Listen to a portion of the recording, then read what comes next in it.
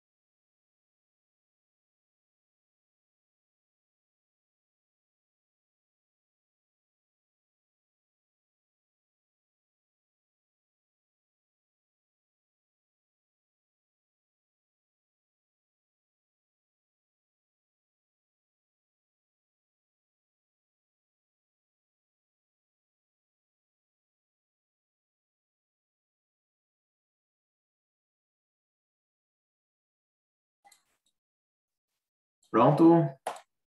Compartilhar com vocês agora a nossa atividade. Aqui está a nossa atividade.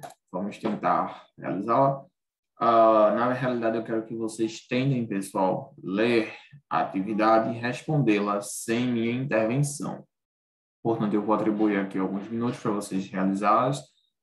Só que, caso, se vocês não conseguirem, eu vou, claro, fazer a resolução, né?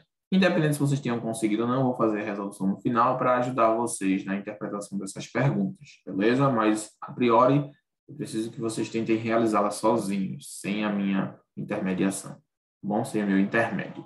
Então, vamos lá. Acompanhe a leitura aqui comigo. O título da música é Medida Certa. Inicia assim. Oi, tô te ligando para você passar aqui em casa. Hoje à noite, se tiver desocupada. Só se der, só se der. Não, não vai dizer para ninguém que sinto saudades, não é verdade. Eu e você, nada a ver. É que meu pente perguntou do seu cabelo, ouvi reclamações do meu espelho, querendo saber de você. Que dia ele vai te ver? Eu juro que, para mim, pouco me importa se eu passo toda hora na sua porta. Meu carro que se apaixonou na rota. Não sou eu. O meu quarto que ficou apaixonado. Travesseiro dependente e viciado em você. Não sou eu. Meu lençol te quer agora e não depois. Minha cama tem medida certa para nós dois. É que meu pente perguntou do seu cabelo, ouvi reclamações de meu espelho, querendo saber de você. Que dia ele vai te ver? A música tem um tom de poema, né, devido às rimas. com aqui 1, 2, 3, 4, 5, 6, 7 estrofes, né? Uma boa música para que a gente possa realizar algumas análises interpretativas devido à composição rítmica, tá? A gente percebe que tem rimas aqui e combinações sonoras, por exemplo. Oi, eu ligando para você passar aqui em casa, não foi desocupado, só se der, só se der. Não vai dizer para ninguém que sinto saudade, não é verdade. Eu e você, nada a ver. Então, tem algumas composições sonoras aqui e combinações rítmicas. Por isso é uma música interessante de ser analisada. Agora vamos responder aqui as questões com relação ao texto. Primeiro, no início do texto, há uma redução de formas linguísticas aceitáveis na fala, mas indesejáveis na escrita. Identifique o trecho em que pelo menos uma delas ocorre. Logo no início, na primeira estrofe, ele diz aqui que existe uma redução de formas linguísticas, ou seja, uma redução de uma abreviação de algum termo mencionado acima, que são aceitáveis na fala, mas não no português escrito. Na escrita não são aconselhados. Ele quer aqui, o primeiro quesito solicita que vocês identifiquem esse trecho em que pelo menos uma dessas reduções ocorre. Tá bom? Então, analise novamente essa primeira estrofe aqui e vejam se existe aqui essa redução de... daqui para aqui, né? Essa redução de formas linguísticas. Um minuto para vocês pensarem.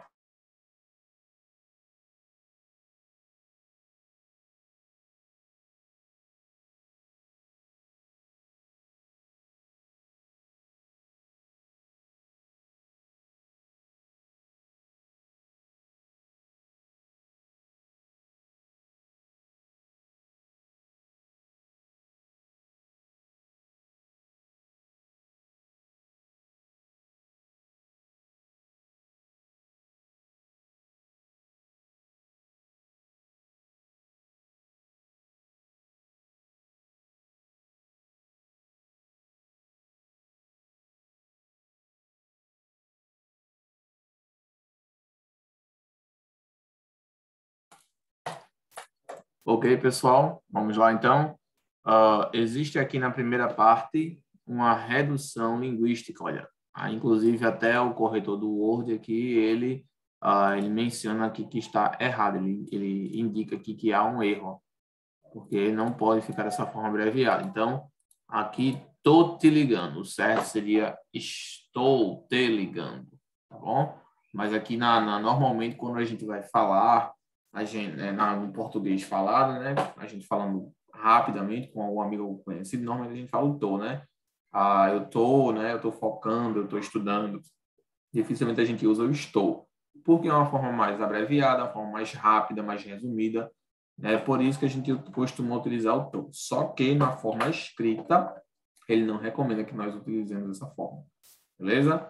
Outro exemplo temos aqui, ó, pra.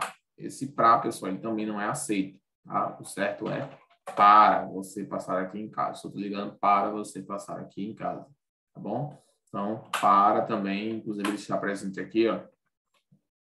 Para. Tá bom? Esse para a gente usa quando a gente quer falar rápido, para, né? Mas, na verdade, esse para aí também, na escrita, ele não é aceito.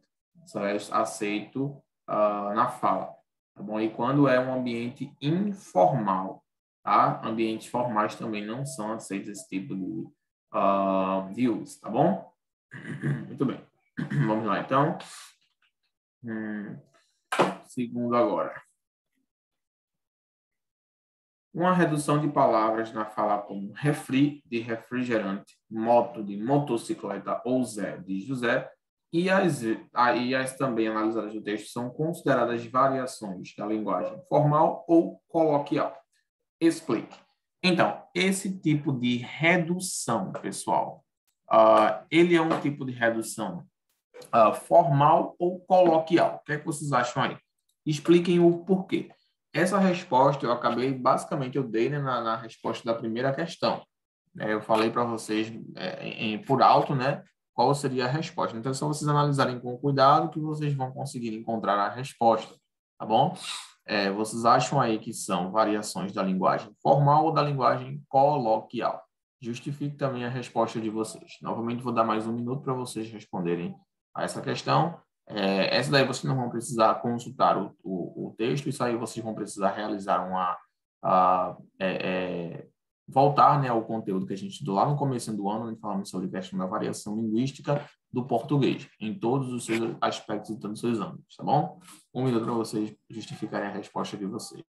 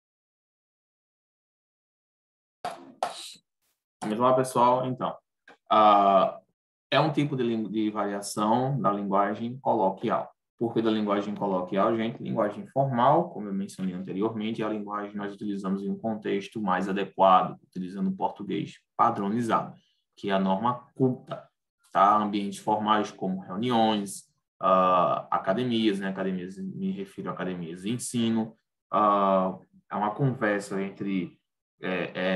uma conversa de negócios, enfim, um ambiente formal é aquilo que nós devemos utilizar o português padrão, tá bom? Coloquial é aquele português que a gente usa no nosso dia a dia, com nossos amigos, com nossa família.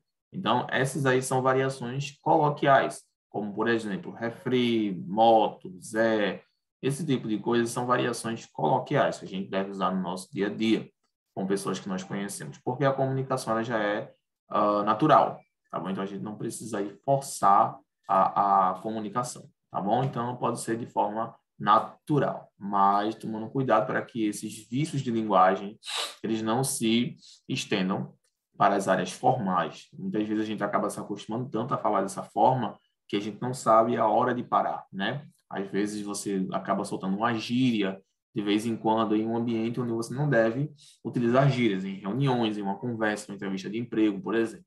Então, tome muito cuidado com a absorção dos vícios de linguagem, ok?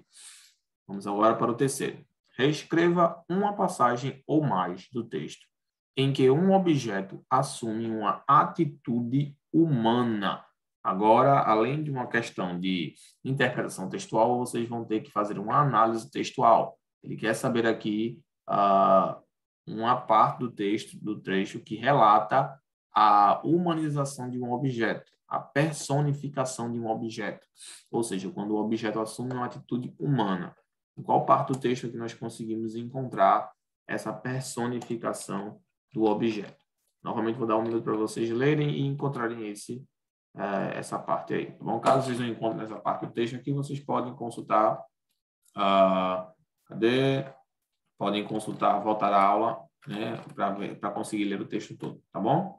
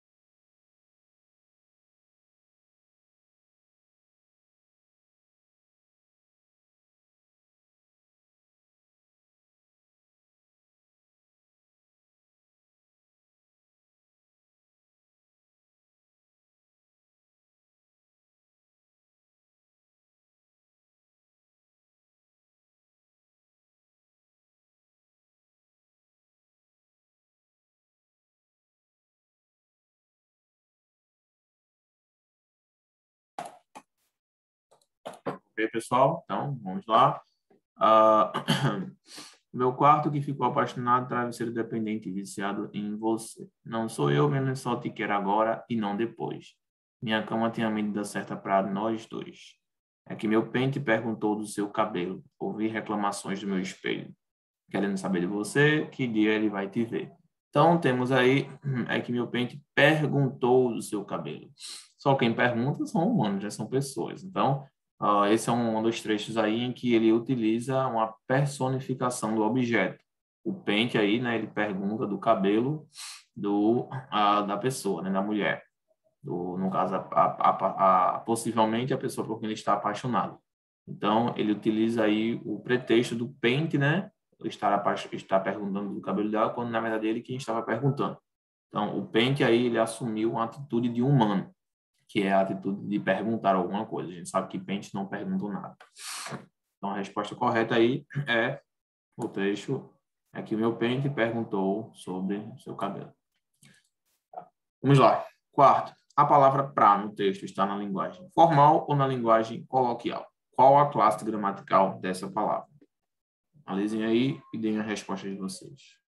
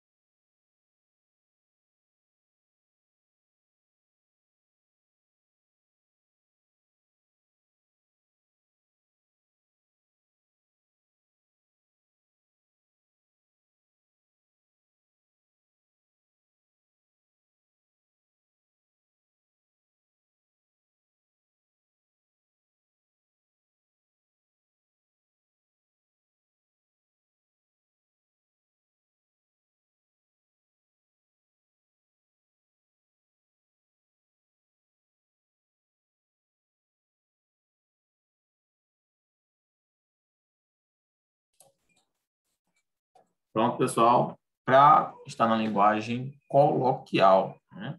Linguagem coloquial, porque como eu já expliquei para vocês, é aquela linguagem que nós utilizamos com no nosso dia a dia, com nossos amigos, com pessoas que nós já conhecemos. Não é uma linguagem que nós devemos utilizar em ambientes formais, certo? Portanto, é uma linguagem coloquial. A classe gramatical dessa palavra, nós temos aí uma preposição, pessoal. Para, é uma preposição, bom? Preposição, como vocês sabem, eles podem indicar vários valores semânticos. Podem indicar lugar, podem indicar tempo, podem indicar motivo, podem indicar assunto, podem indicar vários tipos de coisas, depende do contexto. Nesse lugar aqui, nesse caso aqui, indica aqui direção, né? Ligando para você, tá? Hoje não se vai dizer ocupado, não vai dizer para ninguém, tá? Mesma coisa aí, está indicando direção. Beleza? Muito bem. Vamos agora para a penúltima. Quinto, o rapaz afirma que não é verdade que sente saudade. Podemos dizer que isso é verdade? Justifique sua resposta. Essa resposta também é uma pergunta simples, né, pessoal? Claro que não é verdade. Né? Por quê? Porque ele utiliza aí o pente como justificativa para dizer que está com saudade. Ele diz aí que o pente é quem sente saudade, mas na verdade a gente sabe que quem sentia saudades era ele. Tá? Então, podemos dizer que isso é verdade? Não, isso não é verdade, tá bom? Na realidade, ele sente sim saudade, tá bom? Então, ele utiliza aí o pente como um objeto, um pretexto para isso, tá bom? Na verdade, ele sente sim saudade. Essa é a justificativa da resposta. E questão para a criatividade. Crie uma resposta para o texto dessa canção de forma breve. Aqui você dirá se vai ou não encontrá-lo. Essa pergunta aí, pessoal, seria bom a gente fazer uma discussão, né, para essa música, talvez uma discussão em uma aula mais apropriada para a questão. Devido ao nosso pouco tempo, né, ainda vou fazer algumas análises aqui do texto, não vamos fazer agora essa questão. Vamos deixar essa questão para uma outra oportunidade. Por enquanto, vamos nos firmar apenas nessas 5 questões. Gente, dessas 5 questões aqui, vocês viram que foram perguntas fáceis, apenas perguntas interpretativas. Utilizamos também aqui algumas análises linguísticas, por exemplo, falamos aqui falamos sobre a questão da variação linguística, tá? A variação linguística regional, de acordo com, e a variação linguística do tipo da situação. Tá bom? A gente pode utilizar, aí, por exemplo, a linguagem coloquial em quais ocasiões? A gente pode utilizar na ocasião de, quando a gente está, por exemplo, falando com amigos, né? Falando com amigos conhecidos. A linguagem formal, a variação linguística formal é aquela que nós usamos em ambientes mais formais, que requerem um português padrão. É muito importante, pessoal, vocês saberem diferenciar. Ainda há pessoas que têm dificuldade em utilizar as duas variações por não saberem a hora certa para utilizar cada uma delas. Então, tome muito cuidado com isso, pois isso pode afetar a comunicação de vocês. Tá? Em entrevistas de emprego, por exemplo, não é ideal que vocês utilizem a linguagem coloquial de forma nenhuma. Em reuniões, em apresentações, então muitas vezes nós, professores, nos deparamos com alunos que vão apresentar no trabalho e utilizam, por exemplo, o tô, utilizam, por exemplo, o tá, né? Ao invés de falar está, fala tá. Né? Ela tá doente. Não, gente, isso é linguagem coloquial. É o português que a gente usa com pessoas que nós conhecemos. Em ambientes formais, devemos nos atentar ao português padrão, formal, tá bom? Eu espero que vocês tenham entendido, que tenham gostado de realizar essa atividade, viram que é uma atividade fácil e utilizamos uma música aqui que eu acho que vocês conhecem. Eu, pelo menos, não gosto, mas talvez vocês, já seja da faixa etária de vocês, devem gostar desse tipo de música, né? Mas, enfim, eu espero que vocês tenham gostado, que vocês tenham entendido. Lembrando que qualquer dúvida que vocês tiverem, vocês podem ir lá no ClassApp, nós estamos à disposição de vocês, tá? Já postamos no ClassApp também o conteúdo das provas, então se atentem a estudar esses conteúdos, tá? Para que vocês possam se dar bem na prova. A questão de interpretação textual da prova, não se preocupem, vai ser feito da mesma forma. Apenas se atentem às intervenções que nós realizamos em aula, onde eu dei algumas dicas para vocês de como vocês podem interpretar melhor o texto. E pratiquem, gente. Interpretação textual é aqui, ó, cabeça, é prática, leitura. Tem que ler. Quanto mais você lê, mais fácil fica. Tá bom? Então, hoje a gente fica por aqui. Próxima aula a gente vai ter uma aula de gramática. Nessa semana foi invertido, né? A primeira aula foi de interpretação, a segunda foi de gramática. Devido ao nosso feriado aí, teve uma mudança, tá bom? Mas próxima aula de gramática e a outra de gêneros textuais, tá bom? Qualquer dúvida, estou à disposição de vocês lá no ClassApp.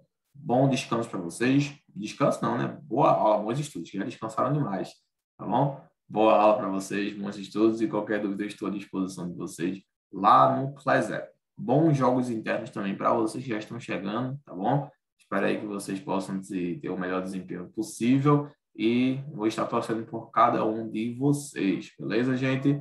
Então, vou ficando por aqui. Bons estudos e até a nossa próxima aula. Tchau, meus queridos. Fiquem com Deus e bom descanso para vocês. Próxima aula, se der tempo, a gente realiza essa última atividade aqui. Bom? Tchau.